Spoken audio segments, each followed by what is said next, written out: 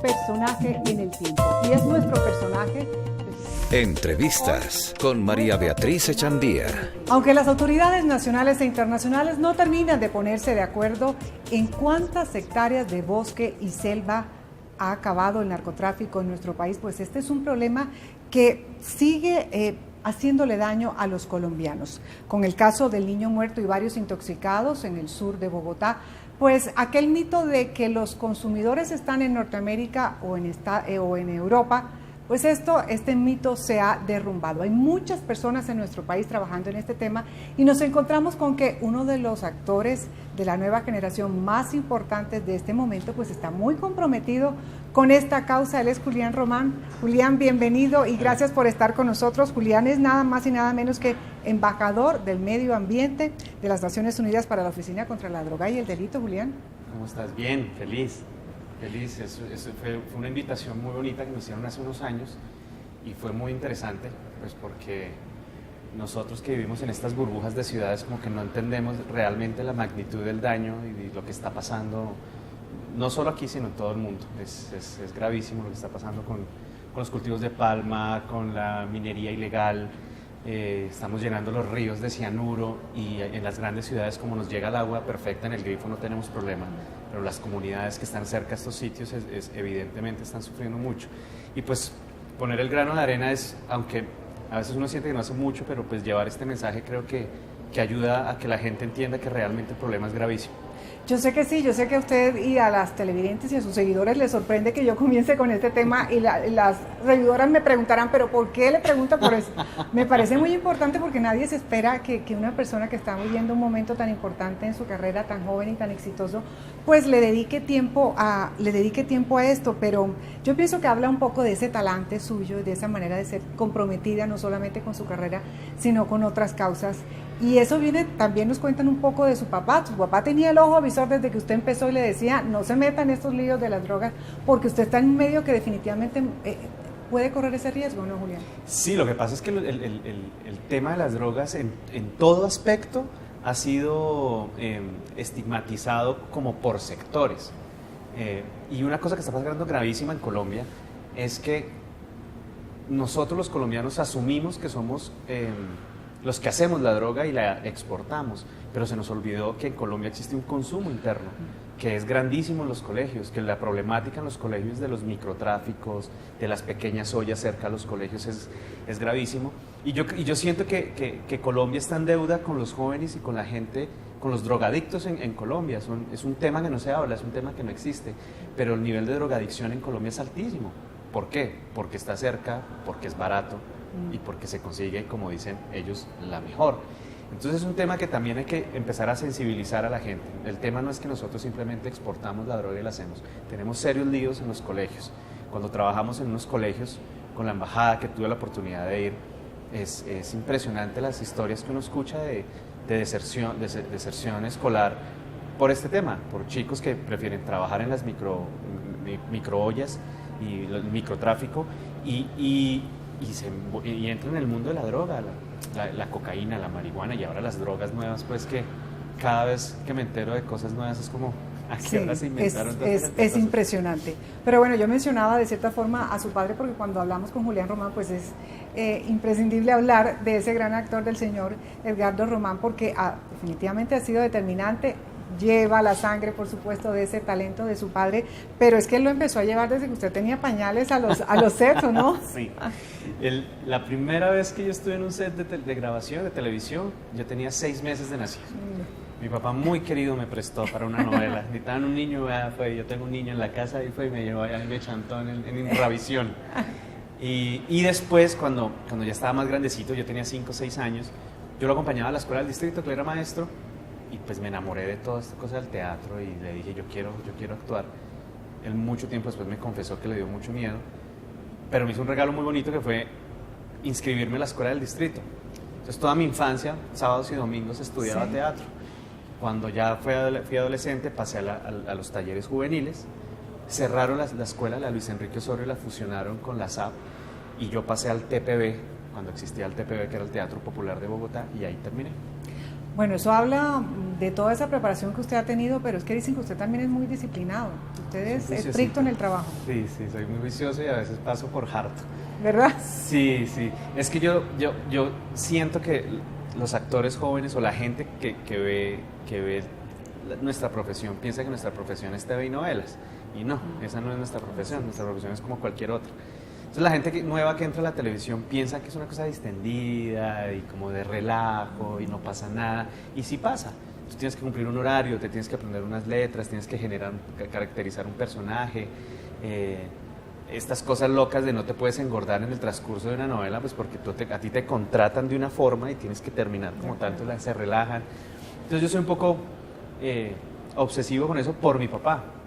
Porque mi papá, desde el principio de esto es una profesión, es que esto no es otra cosa, esto es un oficio, usted tiene que cumplir horarios, los cumple, usted lo contratan para que se aprenda una letra, usted no puede llegar a un set como, ¿qué vamos a hacer hoy? ¿Yo hablo? Sí. No, es una vergüenza. Además es por respeto a sus compañeros, claro, es lo mínimo. A todo el mundo, al equipo técnico, los chicos de cámara llegan temprano, alistan sus equipos para que llegue un actor. Es el mínimo. ¿Yo hablo? Yo voy en ¿Qué digo? Sí, ¿qué digo? Es horrible. Bueno, eso habla también de la buena relación que usted tiene como padre e hijo. Su papá nos dijo que usted era el hijo ideal. Ay, tan bonito. Tan bello. Definitivamente él lo ha marcado a usted en muchos sentidos, no solamente el sentido profesional, ¿no? Es impresionante porque, pues obviamente siempre fue mi héroe y era un héroe en mi casa, pero cuando iba a teatro era un héroe que estaba en un escenario. Y se transformaba y hacía personajes y de pronto salía de viejito y de pronto era un jugador de fútbol americano. Yo me acuerdo esa obra que me marcó muchísimo, I Took Panama, con un elenco maravilloso y yo que marcó historia en el teatro del país. Entonces yo de 6 años iba a ver la obra y me repetía los textos y veía a mi papá y esto era maravilloso. Entonces siempre ha sido mi héroe y me pasa una cosa maravillosa y es que he tenido la oportunidad de trabajar con él y es la cosa más bonita Eso del quería mundo. Preguntarle, ¿eso es personalmente en el trabajo cómo es? No, mi papá es un actor muy generoso. Cuando en el medio hablamos de generosidad, yo me refiero a cuando el actor permite que su personaje pierda en escena, pierdas como nos pasa en la vida, que uno a veces pierde con la gente y uno... Claro. Cuando eso lo hace un actor es muy generoso, porque los actores tenemos un ego muy grande y queremos que nuestro personaje siempre sobresalga. Mi papá es muy generoso, entonces es una delicia trabajar con él porque si él considera en escena que su personaje tiene que bajar y tú estás por encima, no tiene ningún problema y todo lo contrario, hace que la escena sea mucho más grande y mucho más bonita. Definitivamente los grandes se marcan por la humildad. Exacto. Definitivamente. Bueno, ¿y usted le consulta cuando va a hacer algún personaje? Porque bueno, recientemente usted ha hecho, sobre todo en el caso de personajes que son controvertidos, como cuando usted hizo de Castaño, recientemente de 38, que era un sicario, que usted sabe que eso se va a presentar para controversia, ¿usted le consulta? Muchísimo. Es que es mi maestro y mi papá, como es maestro todavía, tiene su escuela y vive de enseñar. Vive muy fresco en su cabeza a la hora de darte las cosas exactas que son. En el caso de los Castaño, el primer consejo que me dijo fue, olvídese de la voz, que eso sea lo último que llegue. Me dio 2 libros, que me los leí, y me dijo, mire mucho sobre todos los videos y trate de buscarle una esencia real al personaje. Entonces ese fue el primer trabajo que hice y la voz llegó al final. Entonces la explicación era divina porque era, si haces la voz, con todo el respeto que voy a decir, no voy a faltarle el respeto a la gente de Sábados Felices, por favor, llevan muchos años haciendo cosas maravillosas, pero se convertiría en eso, vale, en una caricatura que lo hacen maravilloso en Sábados Felices, tú te mueres de la risa, y ese era el ejemplo que me decía mi papá, tú ves Sábados Felices una vez y te mueres de la risa, pero ya 80 capítulos haciendo lo mismo, tú ya no te mueres de la risa y te cansa, entonces búscale una esencia, búscale una realidad a ese personaje. Entonces, y es difícil hacer un personaje de esos que son tan complicados, que usted sabe que lo difícil es no juzgar. Es que yo creo que el secreto de un actor es no juzgar el personaje. Cuando tú juzgas, claro, ya estás tomando una posición y se fue. Pierdes porque pones una posición que ni siquiera sabes si es real. Entonces, en vez de juzgarlo, era como dejarse llevar por estas cosas tan atroces de estos personajes. ¿Y no siente usted que en un momento dado estas series que ya se han vuelto de cierta forma repetitivas, irónicamente empiezan a enaltecer a este tipo de personajes? Es que es muy raro porque, por ejemplo, en Estados Unidos la primera serie famosísima, yo me acuerdo de estas temporadas maravillosas, Los Soprano, que es la historia de un gángster, claro, en Estados Unidos. Es un personaje detestable, personaje violador. Pero impresionante porque uno veía la serie y tú terminabas diciendo, ojalá no lo maten, ojalá no lo corran, ojalá... Que creo un poco, eso Claro. pasa con estos personajes, por eso le pregunto, porque a mí me pasó que yo escuché a un niño que decía, cuando dieron la serie de Escobar, por ejemplo, ojalá no lo maten. Claro. Y pues un niño que no vivió, por supuesto, todo lo que ha pasado. A mí lo que me pasa es que la televisión y estos personajes están en una línea delgada donde nosotros, lo digo en mi caso personal, cuando dice Carlos Castaño, quise mostrar una persona que tenía la capacidad de inventarse el de descuartizar gentes con motosierras, ¿cierto? Pero a la misma vez morirse de amor por su familia y sus hijos y hacerse matar por ellos. Entonces es como esta dualidad de estos personajes que tienen colombianos. todos Pablo los seres Escobar. humanos, lógico. A Pablo Escobar lo agarraron por estar hablando por teléfono con sus hijos desesperado. El tipo más temido del mundo, con toda la plata del mundo, lo agarraron por su familia. Entonces, ¿cómo estos personajes la gente se identifica? Porque es que tú los ves, tú ves en las noticias y los ves cada rato. El político, uno dice... Se no ves un vuelve político, parte de tu realidad. tú ves un político divino, bien vestido, diciendo, mire, yo no me robé un peso, pueden investigar, yo muestro mis declaraciones, y cuando te das cuenta está en la cárcel y, si Aceptó los cambios. y uno dice, yo le creí, hasta yo voté por él, ¿qué pasó? Entonces esta dualidad es terrible, y lo del que tú dices los niños es un hilo muy difícil, donde realmente hay que decirle a las familias, tengan mucho cuidado porque yo siento que la gente está tomando un discurso muy peligroso y es que la televisión educa. La televisión privada no educa. La televisión privada lo que hace es entretener y ganar dinero de eso. Para eso está Señal Colombia, para eso están otra televisión que sí educa. Entonces, si el problema es de la señora o el señor que dice, le prendo el televisor, pongo al chino ahí, me desentiendo y que lo eduquen, no, es muy peligroso. Y eso que la televisión colombiana está en pañales.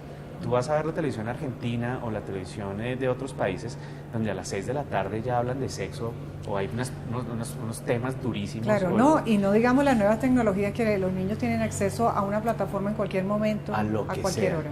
Y grabando, por ejemplo, ¿qué fue lo último que grabé con niños? Bueno, hace poco grabé algo con Lady. Y estos chiquiticos me mostraban unas páginas que ya eran como ustedes, ¿qué hacen viendo esto? Y entonces... hasta dónde como padres o como familiares nos vamos a comprometer a que esto, pues sí, está ahí, pero pues yo creo que hay edades para verlo. Hay que tener un control. Pero bueno, hay muchos temas para hablar, por supuesto, con Julián Román. En este momento tenemos que hacer una pausa, pero ya volvemos para hablar de más de sus amores, de sus miedos, de sus causas, que tiene muchas, por supuesto, y de todas esas... actitudes polifacéticas que tiene Julián. Ya regresamos. Nuestro personaje en el tiempo. Y es nuestro personaje. Entrevistas con María Beatriz Echandía.